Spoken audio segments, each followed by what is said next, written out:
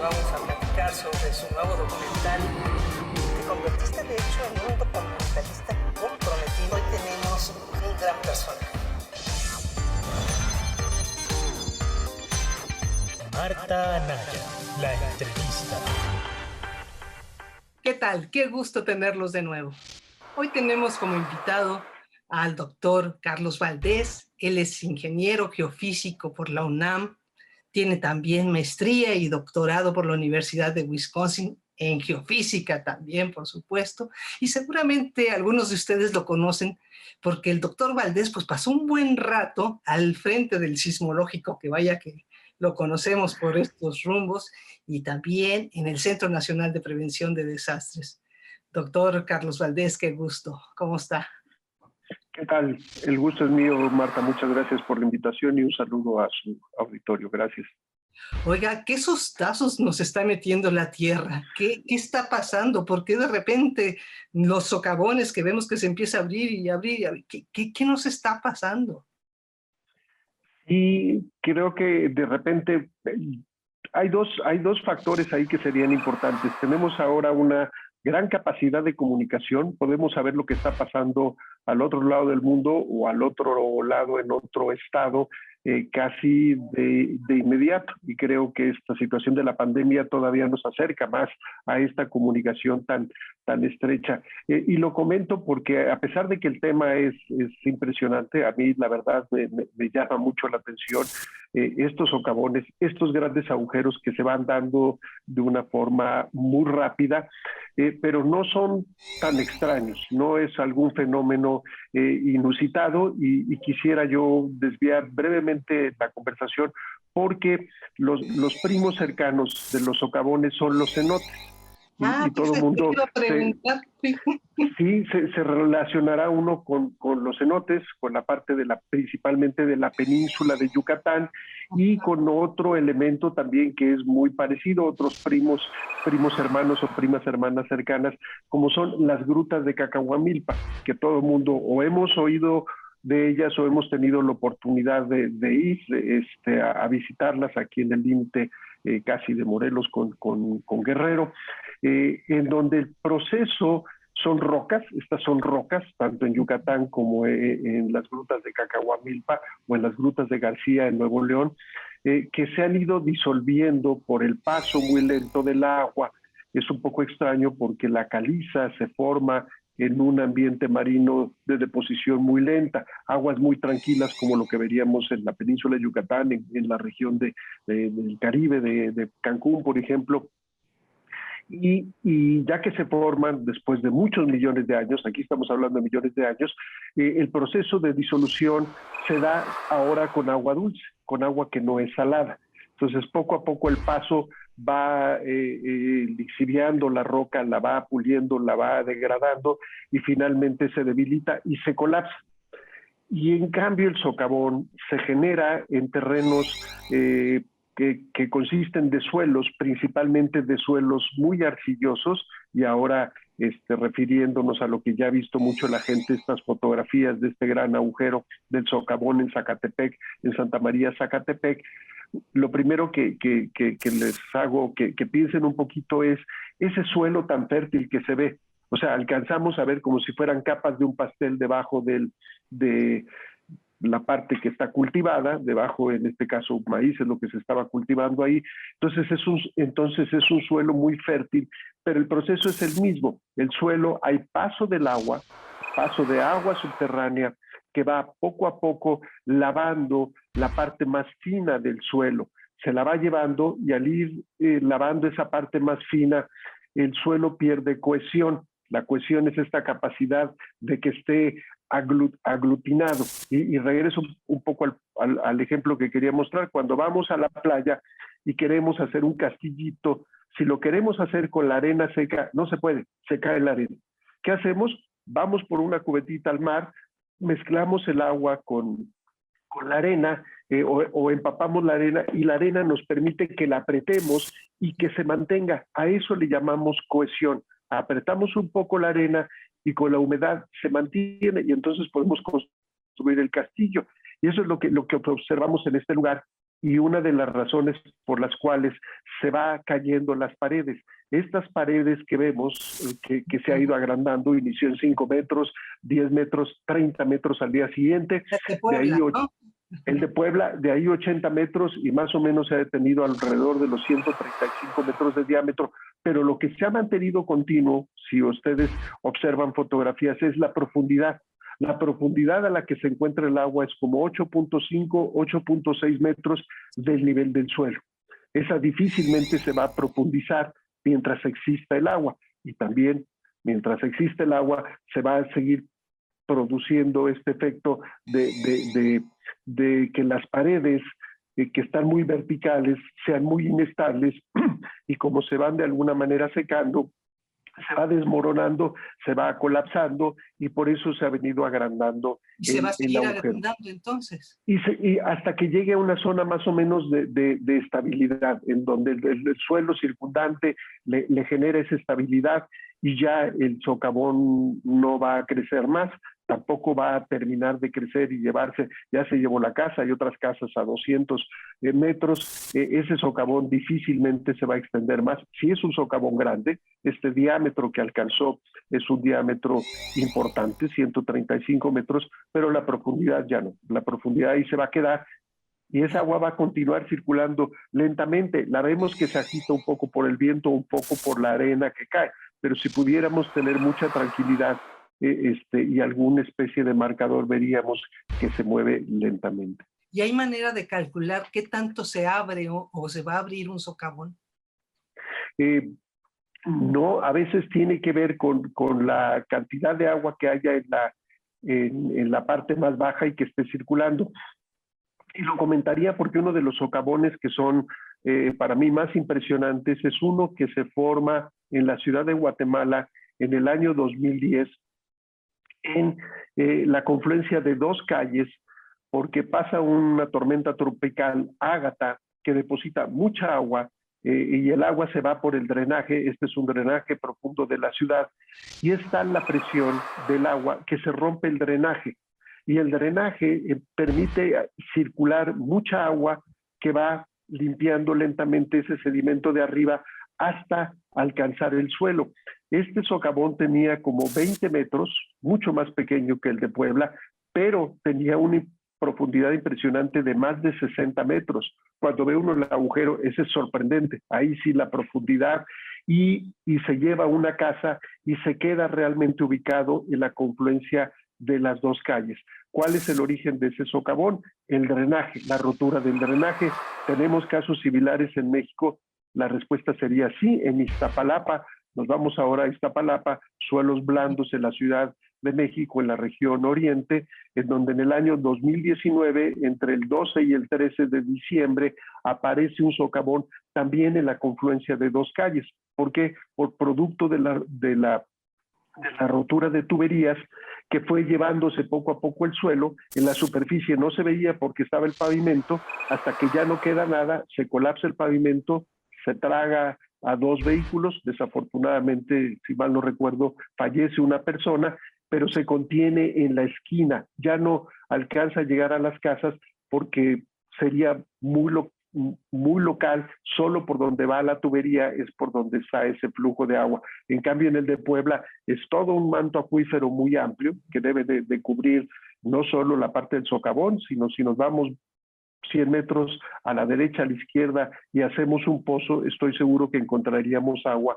de nuevo a esa profundidad de los 8.5 metros. Entonces tenemos a ver dos, una que sería, digamos, zonas agrícolas con mantos freáticos ahí abajo y, digamos, zonas como de las ciudades acá urbanas con drenaje abajo. Serían los que provocarían, digamos, ese tipo de socavón. Es correcto. ¿Qué pasa en el de Puebla? Porque dicen, ahí no había drenaje. Bueno, aquí viene una parte de un proceso natural. Tenemos las condiciones y cómo de alguna manera las podemos alterar. Si recuerdan claramente estas imágenes, todo eso está cubierto de cultivos. Toda esta zona cercana al volcán Popocatépetl es un suelo muy fértil y es una zona en donde cae mucha lluvia porque la misma montaña genera que se mezclen nubes cargadas de agua, húmedas y cálidas, con zonas frías, y entonces llueve mucho, y es una región muy buscada por estos grandes suelos. Pero ¿qué pasa? Veníamos nosotros también de sequías, entonces viene ya el proceso en donde empiezan las lluvias. Si la gente quiere sembrar de inmediato, y estamos viendo estos terrenos de cultivo muy grandes, coloco mis semillas, comienzan a germinar y comienzo yo a regar de una forma intensiva. ¿De dónde extraen el agua? De pozos. Si yo hago que se baje rápidamente este nivel del que hablábamos, de aguas freáticas, o sea, si yo tengo el pozo y veo que por estar bombeando tanta agua, de repente va bajando el nivel, tengo ese proceso de ir arrastrando los sedimentos finos. ¿Qué es lo que tenemos que hacer? La respuesta es, por supuesto, primero, sí, regando y cultivando, pero hacerlo de una manera ordenada y paulatina. ¿Qué sucede en la región? Todo mundo siembra al mismo tiempo. El terreno grande que tienen, en lugar de tratar de hacerlo en etapas, igual y no se puede porque es una época de cultivo muy restringida, pero estas bajadas, bajo rápidamente el nivel de aguas freáticas, llegan las lluvias y me vuelve a subir el nivel. Entonces el nivel que suba y que baja, parte por la intervención del ser humano, provocamos o desestabilizamos, ¿no?, ya la regularidad con que esa agua estaba fluyendo en ese lugar. Entonces, y otro de los puntos que son interesantes, importantes, en algunas ocasiones hay avisos de que se van a formar, es posible que puedan haber avisos estos socavones. ¿Cuáles son algunos? Algunos de ellos es que el terreno comienza a formar pequeñas grietas, que son perceptibles. La gente conoce muy bien su campo de cultivo, y la otra es que se generen leves hundimientos del terreno. Los puede percibir la gente porque todos los días está circulando, caminando, revisando su campo de cultivo, y de repente ven la zona y dicen, aquí hay algo raro, veo un poco hundido el terreno. Y si para ellos les parece raro, su percepción es muy exacta. Y lo otro es, que se comience a secar las plantas que ya veíamos creciendo ahí muy verdes, que de repente una zona se empieza a secar. ¿Qué quiere decir? Que aunque la estemos regando, el agua se está infiltrando demasiado rápido. O sea, ya le quitamos partículas finas y el suelo ya no puede contener el agua para alimentar las raíces y la planta. Entonces comienzan a aparecer zonas secas, que son extrañas porque pues todo tiene el mismo proceso, tiene el mismo abono. Y otro de los elementos que pueden ocurrir es que la gente comience a escuchar ruidos sordos que implican que ya está cayendo, que ya se formó una cavidad y que está cayendo el suelo. Claro, el suelo es un material suave que haría un sonido más bien sordo. Todos estos son elementos y la recomendación en esta región en donde apareció. Claro, entonces, pues, a ver si le entiendo. Ahí está la capa, pero está en un vacío abajo de esta capa, ya sea de cemento o de tierra nada más. Y sí, todo es un vacío, y eso es lo que se derrumba entonces. Sí, el vacío inicia lentamente, o sea, no inició como una gran caverna, lo mismo que pasa en los cenotes. Comienza a caerse un poco del suelo, se va ampliando, y esta oquedad hacia donde va viajando es hacia la superficie. Cuando ya se cayó suficiente material para sostener el suelo, finalmente inicia el colapso, como lo dicen los pobladores. En ese entonces fue el 29 de mayo, que comienza a aparecer un agujero de 5 metros y de ahí comienza a extenderse. Entonces, a estos los llamaríamos colapsos realmente súbitos, comparados con lo que se observa, por ejemplo, en la formación y los colapsos que se dan en los cenotes, en donde el proceso de disolución es mucho más lento. Entonces tenemos aquí dos elementos que son importantes: el tipo de suelo, un suelo tan fértil, y la forma en que se está manejando el agua. Si no se regula, el conjunto de los dos elementos puede provocar estos socavones. Por eso la parte de los elementos precursores, ¿no?, que la gente esté muy atenta. Si empieza a ver algunos de estos elementos que mencionamos, pues llamar a la autoridad. Y la autoridad, bueno, ¿cómo se interviene esa parte? Entonces sí entra la parte de la ciencia, la parte de la geofísica. Hay una serie de mediciones que se pueden llevar a cabo. Una de las más comunes, y por ahí tenían el aparatito, se llama un georradar. El georradar manda una serie de pulsos de alta frecuencia hacia abajo del suelo, estos pulsos rebotan y pueden ser interpretados. La profundidad a la que pueden llegar esos pulsos no es más de unos 12 o 13 metros, es para medir superficialmente, pero parece una pequeña carriola. O sea, uno lo ve y pareciera una carriola que la van empujando y se va haciendo la medición. Esta medición permite comparar en donde ve uno el suelo el suelo completo, sin oquedades, y en otro, en donde las señales regresan a algunas anomalías que pueden ser interpretadas como mucha presencia de agua de forma anómala y también ya oquedades. Pero este proceso lo va determinando únicamente debajo de donde va la carriolita, y cuando vemos la extensión tremenda de estos terrenos, cubrir todo eso sí se puede hacer, llevaría mucho tiempo, pero el problema es que cuando ya termine un área que hice hace 3 meses, igual esa zona ya cambió, ¿no? Entonces, tampoco hay un método muy grande, hay otros métodos sísmicos, pequeños elementos sensores, donde uno golpea con un martillo una placa sobre la tierra, otra vez producimos una señal, interpretamos la señal, lo mismo que sucede cuando vamos al médico y nos pide o rayos X o un CAT scan. Están haciendo de una manera no invasiva, desde fuera de nuestro cuerpo, mediciones que cuando lo interpretan nos dicen que hay algo mal o anómalo. Entonces, estos elementos, sobre todo en las zonas en donde ya vieron alguna grieta, algún hundimiento, pues vale la pena llevarlos acá. Ahora, cuando empieza uno a ver esas señales de grietas y de hundimientos, ¿eso implica que está cerca ya el rompimiento?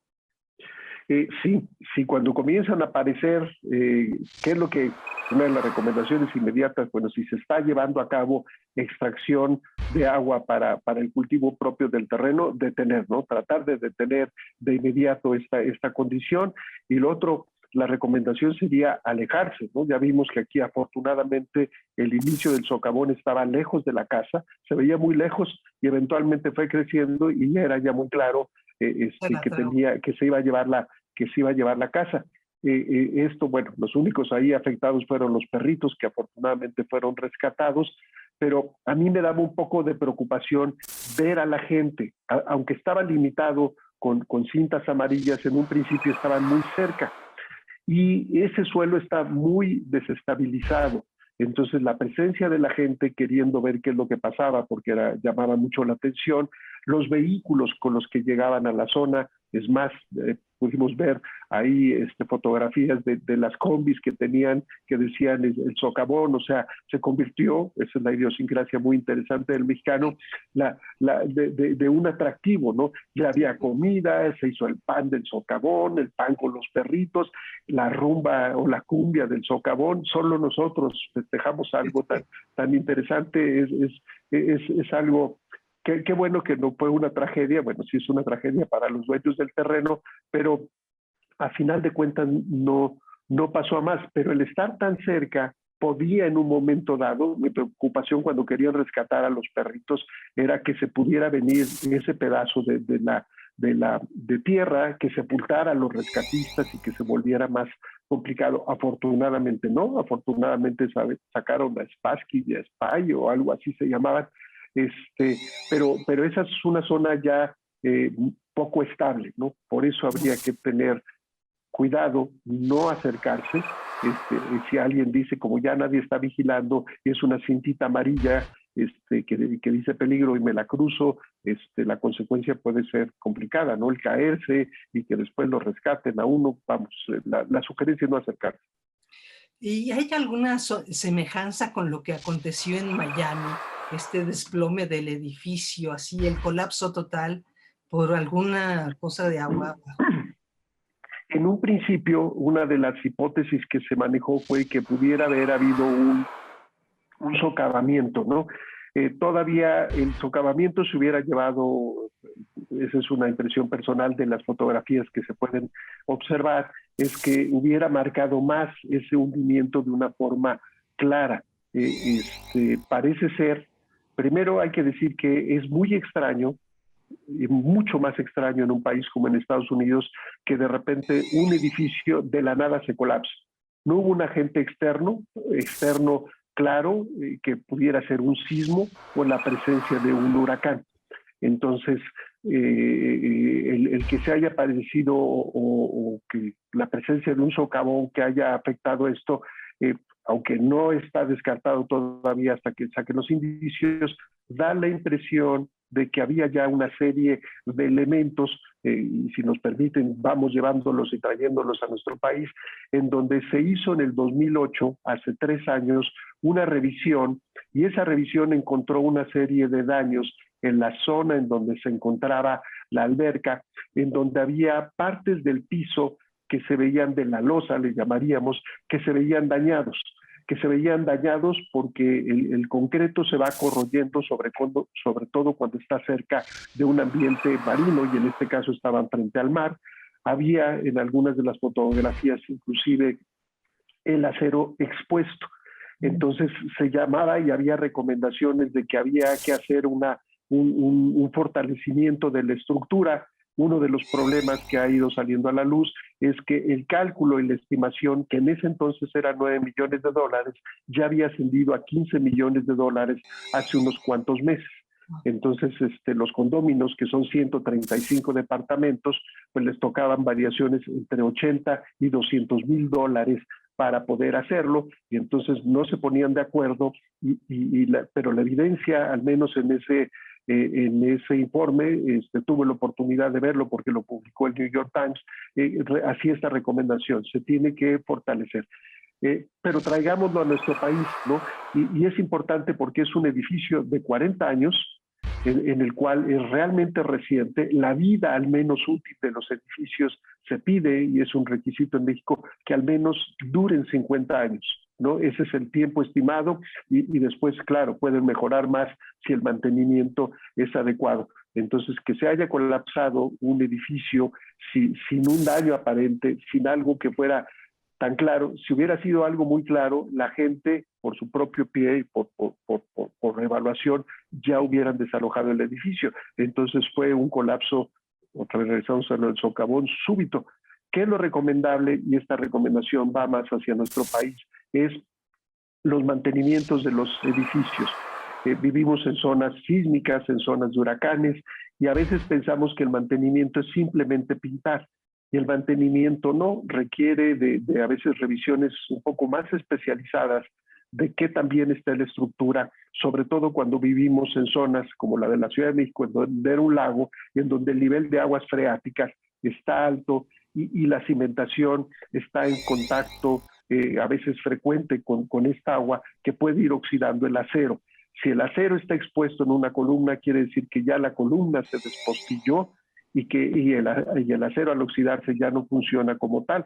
Entonces estamos carcomiendo de alguna manera la estructura, y si se llega a un punto crítico se pueden presentar estos daños, o ya no tiene la capacidad de resistencia ante un sismo, los cuales sí es un elemento muy frecuente en México. Entonces la recomendación es revisar de una forma adecuada por gente que conoce las estructuras, el repararlas, el tener también un seguro contra daños, contra lo que pueda suceder por deterioro del edificio, por daño del edificio.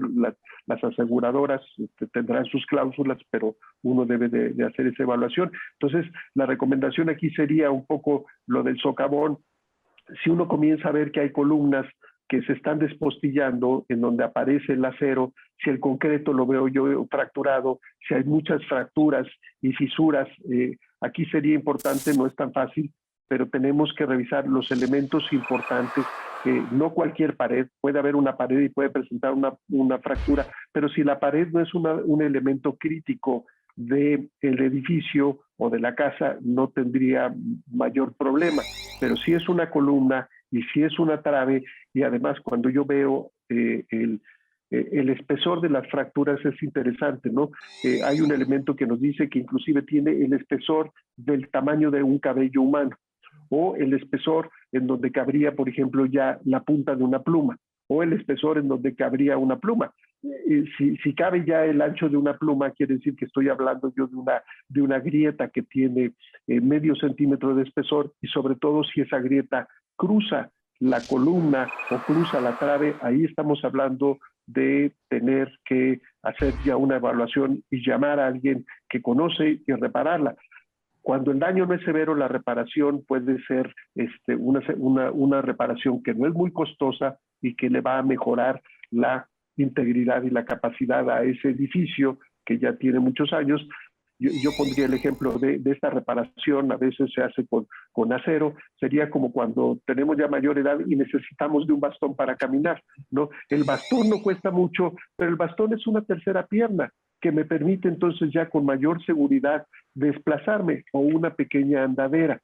Entonces, estas reparaciones, el costo de una andadera, el costo de un bastón, no se compara con el costo de una fractura de una pierna, ¿no? Entonces, si nosotros reparamos antes de que haya ese daño, hacerlo. Y recuerden, no solo pintar, no solo repellar y pintar, es algo que yo me atrevería a decir con mucha cautela, que probablemente no lo hicieron en Miami y que ahora todos los demás edificios, porque hay 3 edificios más con técnicas constructivas muy similares de 40 años, y de inmediato la ciudad ordenó que tienen que ser revisados todos aquellos edificios que tengan hasta 40 años. Entonces, la propuesta para ustedes es: revisen con cuidado si hay grietas, no entren en pánico, simplemente vayan preguntando qué tan importante es, ¿no?